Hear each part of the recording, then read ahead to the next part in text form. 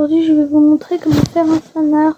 Alors, tout d'abord, il faut chercher des images officielles pour bien capter les détails, tenues, cheveux, ambiance. Observer les couleurs, la posture et l'expression. L'étape 2, c'est le croquis. Poser une base simple, ronde pour la tête, les lignes pour la pose.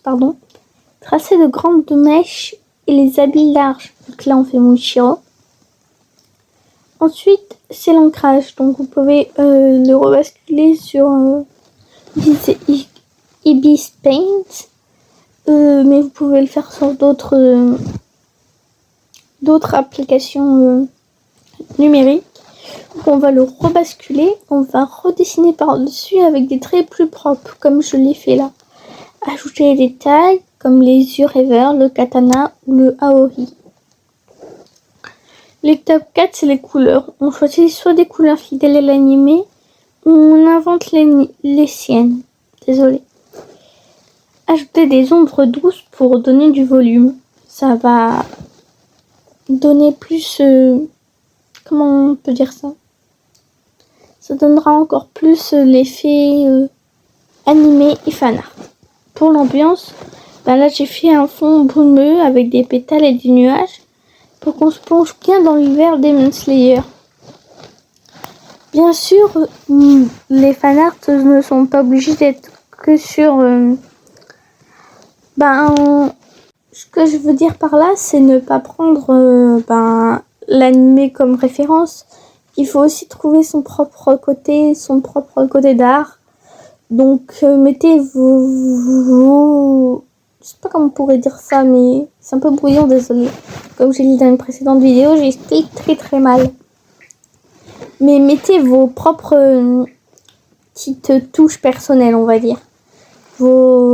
Ça garde les traits quand même de l'animé, mais qui est votre touche personnelle. Ici, moi, c'est les couleurs. C'est qu'en fait, je mets tout en floutage de couleurs. Je sais pas si c'est bien expliqué.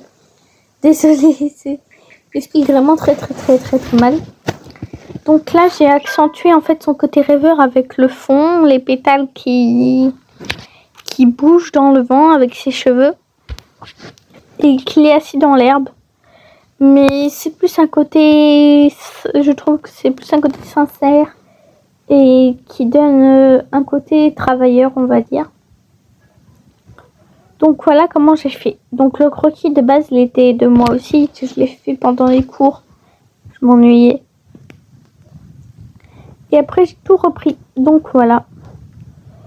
Donc je pense pas trop dire autre chose comment faire un fan art.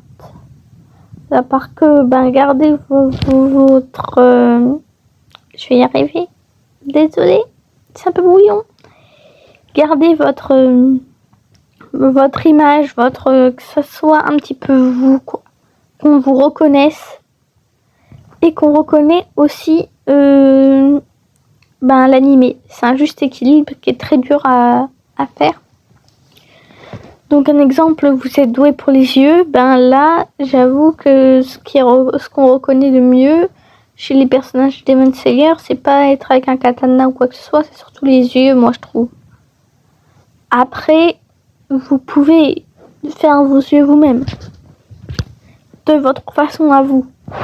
Donc voilà, c'était tout pour le conseil de comment faire un fan art.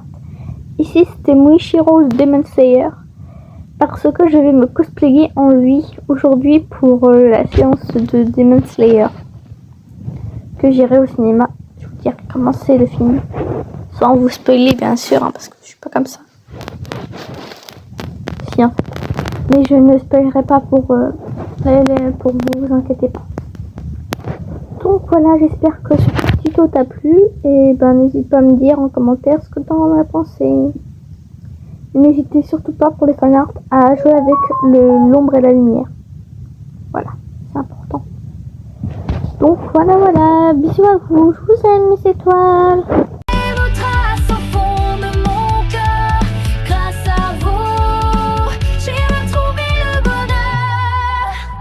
Ensemble jusqu'à demain, on rira encore main dans la main. Notre lumière me